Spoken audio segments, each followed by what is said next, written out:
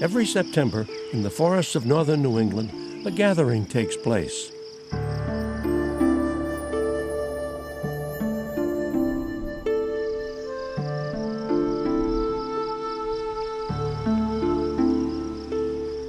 Birders get together, hoping to spot broad-winged hawks.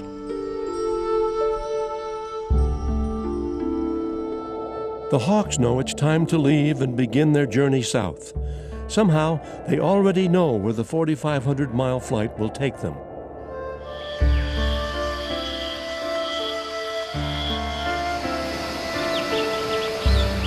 To the rainforests of South America. Son como el símbolo de la libertad, porque ellas no tienen. The birds are like a symbol of liberty because they don't have anything that's repressing them. They're in the air, in space. Están en el espacio.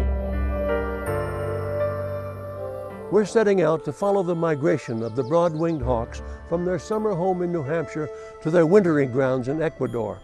Along the way, we'll hear the stories of people touched by their mysterious flight.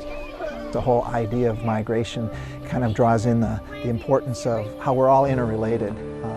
These birds are not our birds, they're birds that spend the summers here.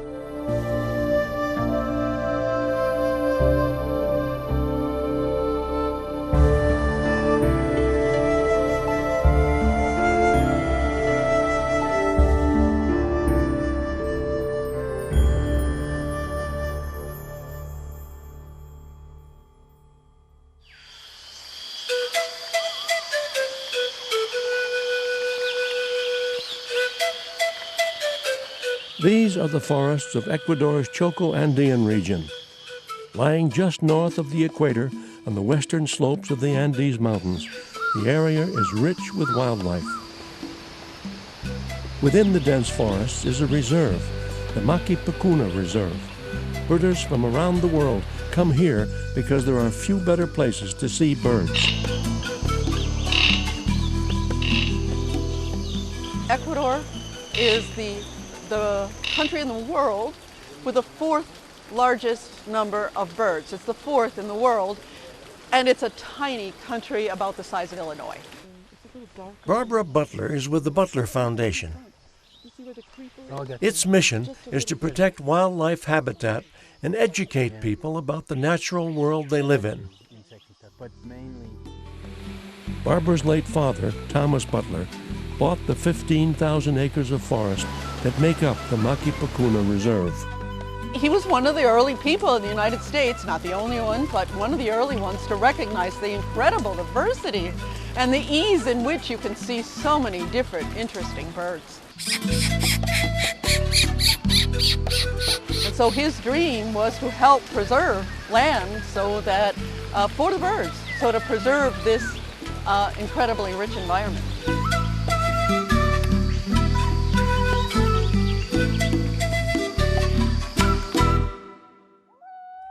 We're still hearing the loons, they haven't gone yet.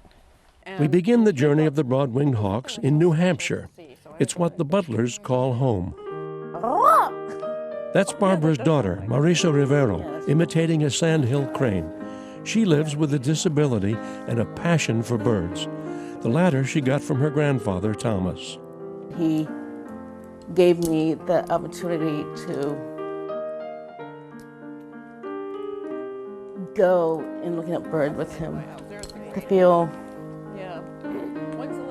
so blessed with life, I guess, in a way that I have this knowledge of birds from him that he passed on to me.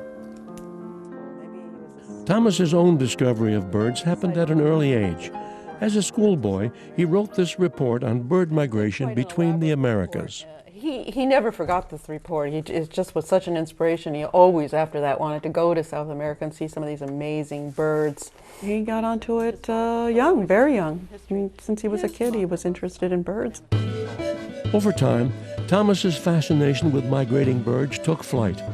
He shared that passion with family and with strangers.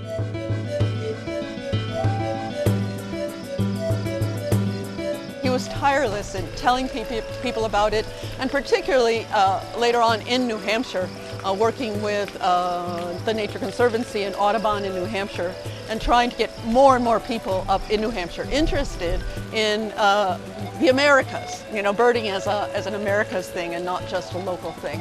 And making the interconnections and having people come to Maquis Pakula from here as much as possible so that they would see, as he did, the fact that we are interconnected.